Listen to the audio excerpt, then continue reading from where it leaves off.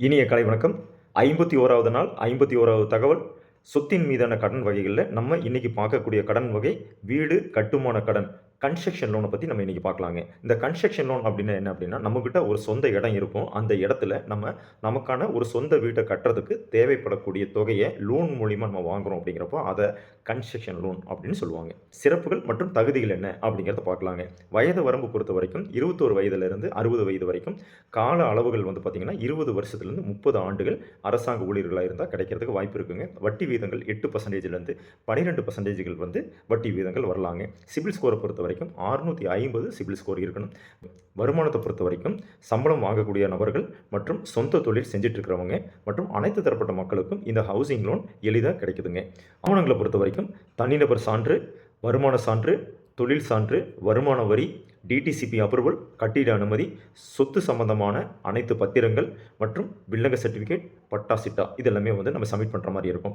நம்ம கட்டறதுக்கு ஒரு எஸ்டிமேஷன் போடுவோம் இல்லைங்களா? அந்த எஸ்டிமேஷன் காஸ்ட்டுக்கு 85% வரைக்கும் நமக்கு வந்து இதில வந்து லோன் தொகையா கிடைக்கிறதுக்கு வாய்ப்பு இருக்குது.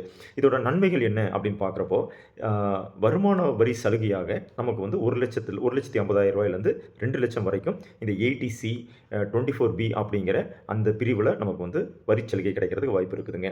இப்போ நமக்கு வந்து ஸ்டேஜ் பை ஸ்டேஜ் பேமெண்ட் வந்து இதில குடுக்கறதுனால, நம்ம திட்டமிட்ட பிரகாரம் இந்தந்த ஸ்டேஜ்க்கு இவ்வளவு தொகை அப்படின்னு வந்து எடுத்து வச்சு, கரெக்ட்டா அந்த பில்டிங்க வந்து முடிக்கிறதுக்கு இது ரொம்ப நமக்கு ஹெல்ப்ஃபுல்லா இருக்கும். நம்ம ஸ்டேஜ் பேமெண்ட்டா தான் வாங்குறோம் அப்படிங்கிறப்ப, என்ன தொகை வாங்கியிருக்கிறோமோ, அதுக்கு மட்டும் வட்டி மட்டும் கட்டினா போதும். இப்போதைக்கு இஎம்ஐ நம்ம கட்டணுங்கிற அவசியம் இல்லைங்க.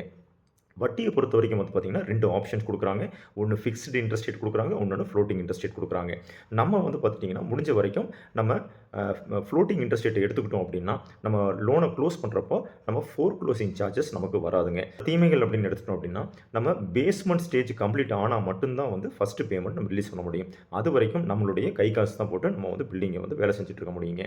பில்டிங் ஸ்டேஜ் அ வந்ததுக்கு அப்புறமேலு வெரிஃபிகேஷன் பார்த்ததுக்கு அப்புறமேல் தான். அதாவது அவங்க இன்ஜினியர்ஸ் வெரிஃபிகேஷன் பார்த்து, அதுக்கப்புறமேல் தான் அந்த பேமெண்ட் ரிலீஸ் பண்ணுவாங்க. அதுக்கு ஒரு 3லிருந்து 5 நாட்கள் வந்து ஆகலாங்க.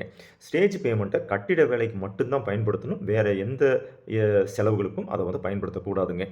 நம்ம லோன் வாங்கி 1 ஆண்டுக்குள்ள நம்ம அந்த கட்டிட வேலைய முடிக்கணுங்க. அப்படி கட்டிட வேலை முடிக்காத பட்சத்தில், நம்ம என்ன தொகைய வாங்கியிருக்கிறோமோ, அந்த தொகைய நம்மளுடைய லோன் தொகையாக கருத்தில் கொண்டு மீதி இருக்கிற தொகைய வந்து தள்ளுபடி பண்ணிட்டு, நம்மளுடைய லோன வந்து ஃபிக்ஸ் பண்ணி குடுத்துருவாங்க.